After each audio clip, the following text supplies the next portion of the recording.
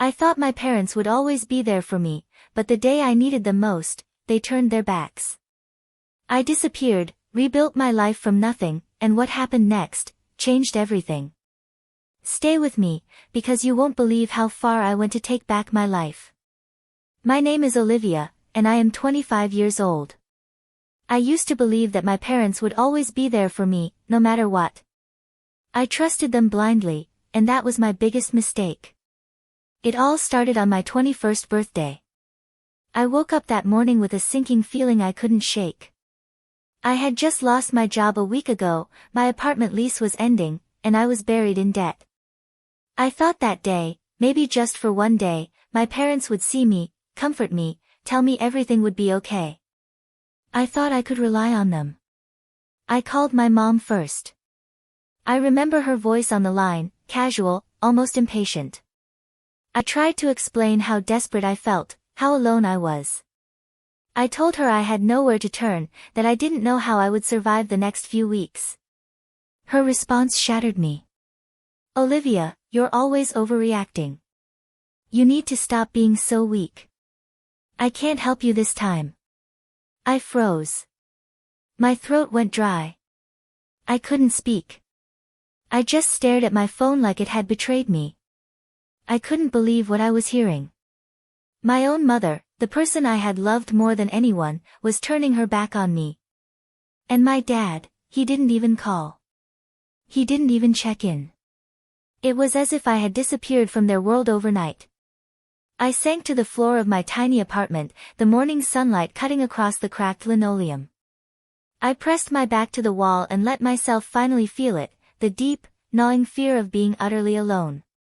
I had always believed that family was a safety net, a place to land when life got unbearable. But that morning, that illusion was ripped away from me. I didn't know how long I sat there, staring at the blank walls, listening to the silence that was louder than any voice could be. I felt invisible. Forgotten. Worthless. It wasn't just about being broke, it was about realizing that the people who were supposed to love me unconditionally had abandoned me when I needed them most. I called my friends, hoping someone, anyone, would listen. But they were busy. Everyone had their own lives, their own problems. I understood that, but it didn't make the sting any less sharp. I couldn't rely on anyone. Not even the people who had promised to be there for me from the very beginning. That night, I cried until my eyes were raw. I thought about giving up. I thought about just disappearing and letting the world forget I ever existed. I felt trapped in a life that was collapsing around me, with no one willing to catch me. And yet, somewhere deep inside, a small, stubborn part of me refused to die. I realized that if my own mother could abandon me, then no one else's approval would matter either. If my parents wouldn't save me, then I would have to save myself. That day marked the moment my life changed forever. The day I understood betrayal at the deepest level. The day I learned that family isn't always about love, it can also be about pain. And as I sat there, alone, broken, and terrified, I made a decision that would define the next 5 years of my life. I would disappear. Not just from them, but from the life that had failed me. I would start over. And I would make sure that the people who had abandoned me would one day regret it. This version expands on the emotional depth, tension, and betrayal while keeping it in the first-person, documentary-style narration.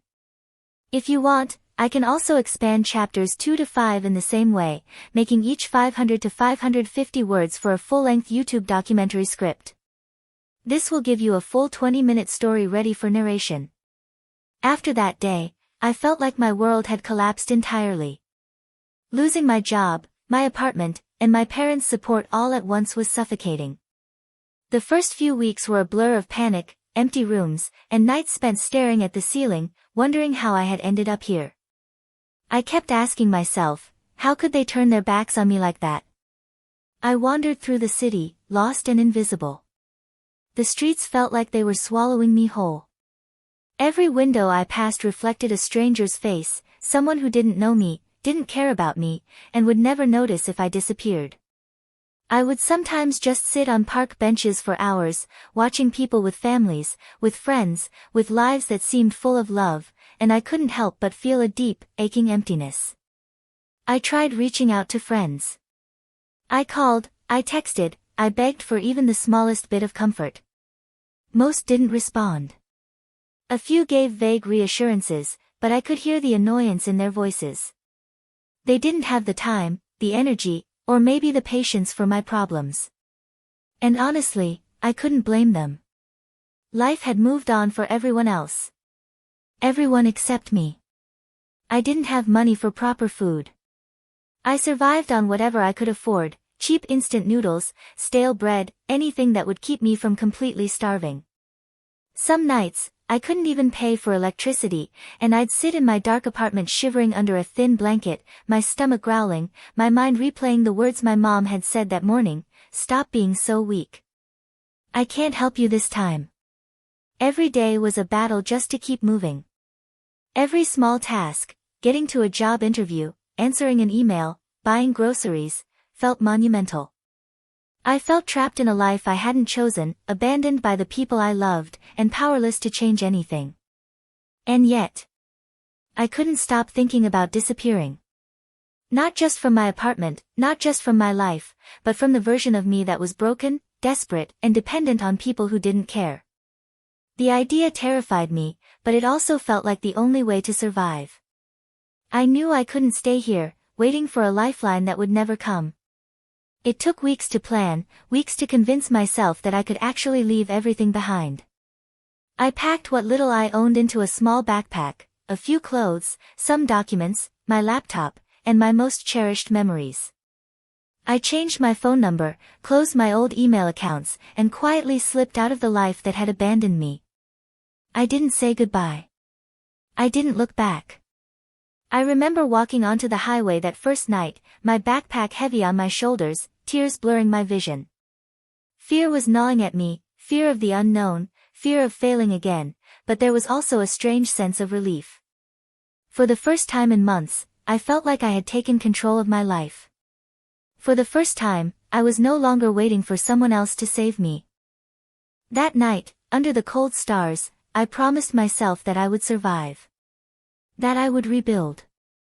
That I would never be powerless again. And though I didn't know what the future held, I knew one thing: my life was no longer theirs to control. This expanded chapter emphasizes the pain, hopelessness, and decision to escape, keeping the audience immersed in the emotional stakes. I can continue and expand chapter 3 to 500 to 550 words next, showing how Olivia begins her reinvention and slowly builds toward revenge. Starting over was nothing like I had imagined. It wasn't glamorous, it wasn't inspiring, and it wasn't easy. I didn't have a plan, except the one burning thought that I would survive no matter what. I arrived in a city hundreds of miles away with nothing but a backpack and the bitter memory of betrayal lodged deep inside me. The first few weeks were the hardest. I slept on cheap motel floors, scavenged for leftover food, and took the kind of jobs nobody wanted, cleaning offices at night, washing dishes, moving boxes.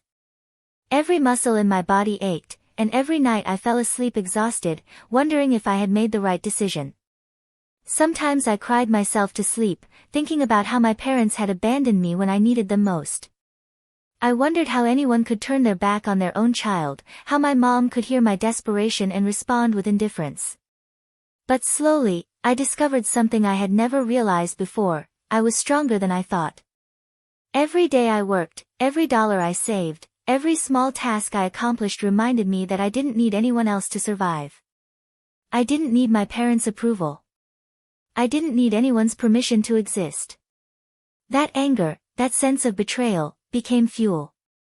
It was quiet at first, a simmering heat in my chest, but it drove me forward in ways fear alone never could. I enrolled in night classes, learning new skills, slowly building a future that my old life couldn't touch. I made friends who didn't judge me, people who didn't expect anything from me other than honesty and effort. For the first time in years, I felt like I belonged somewhere, even if it wasn't with the family that had forsaken me. I remember the moment I realized I was changing. I was walking home from work one night, exhausted and dirty, when I passed a group of young professionals laughing, talking about their day. Normally, that would have made me feel small, worthless. But this time, I didn't feel jealousy. I felt hope. I thought, one day, I'll be the one laughing. I'll be the one who matters. I'll be the one they notice, but too late.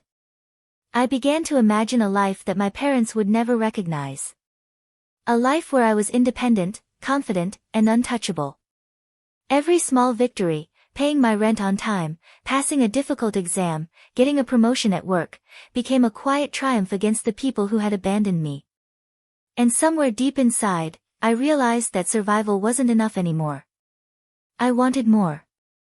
I wanted justice, not the kind that comes from yelling or confrontation, but the kind that comes from being alive, thriving, and proving to the people who hurt me that they had no power over me. That's when I made a silent promise to myself, I would never be helpless again. I would build a life so strong that they would regret ever turning their backs. Reinventing myself didn't happen overnight, but step by step, I became someone unrecognizable from the scared, broken girl who had sat on the floor crying 5 years ago. I was learning to trust myself again, to rely on no one but me. And for the first time, I could see a future where I wasn't just surviving, I was rising. This expanded chapter shows Olivia's struggle, growth, and transformation, setting up her emotional power and the foundation for revenge. I can expand chapter 4 next, where Olivia finally confronts or indirectly confronts her parents, keeping suspense and emotional tension high. 5 years had passed since I disappeared.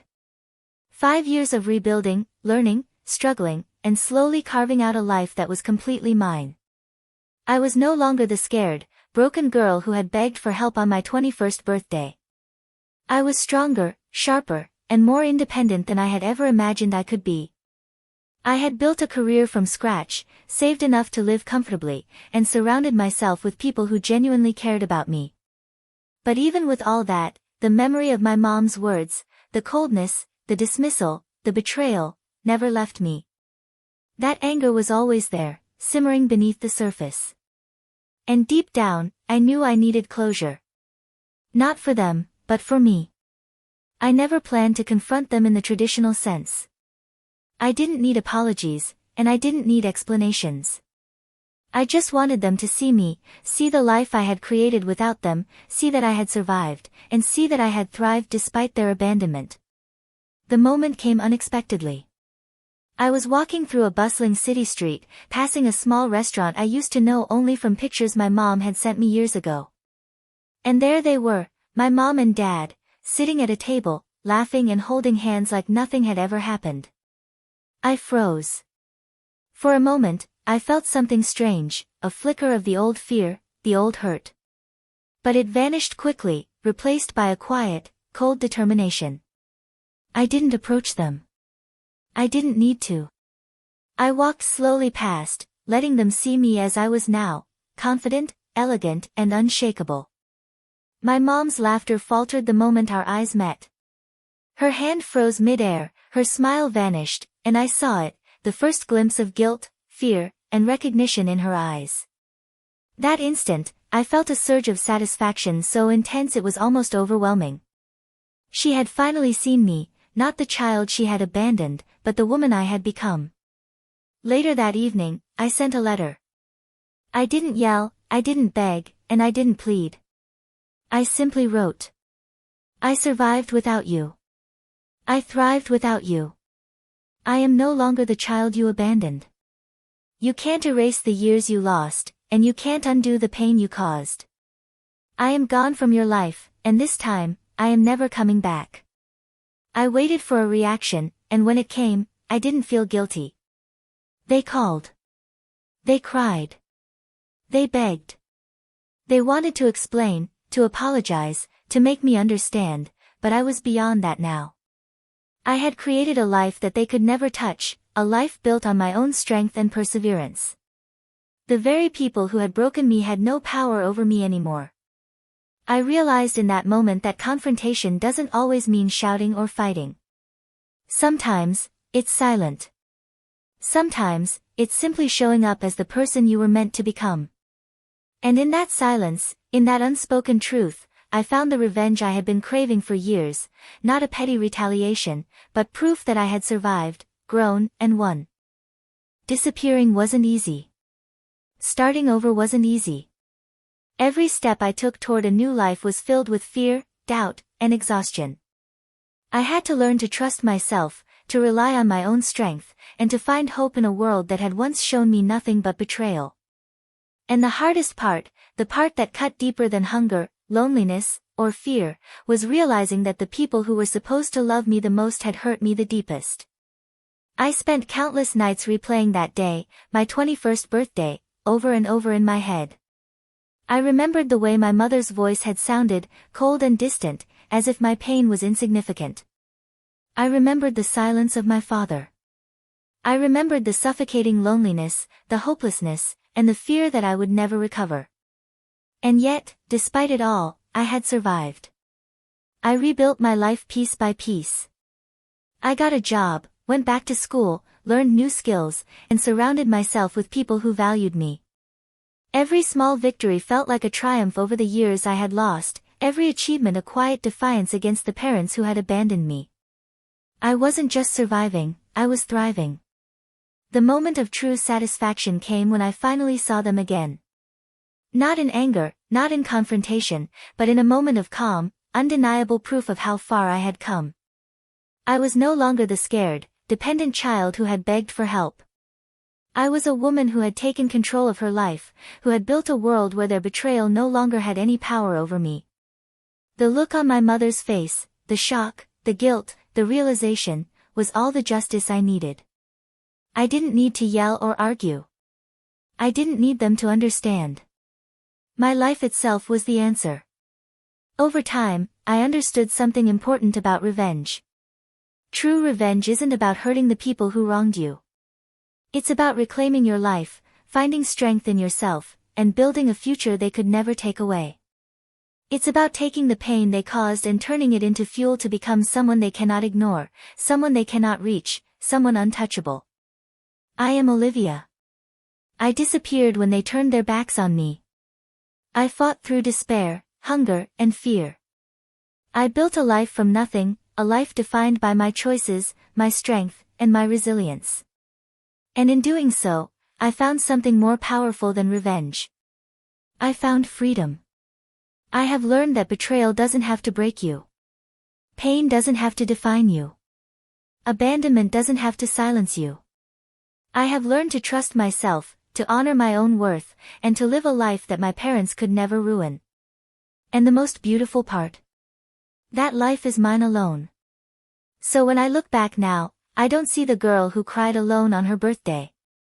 I see a woman who survived the impossible, who turned betrayal into power, and who walked away from the people who failed her, stronger, wiser, and free. That is the revenge I sought. That is the justice I claimed. That is my life, reclaimed, and finally, fully my own.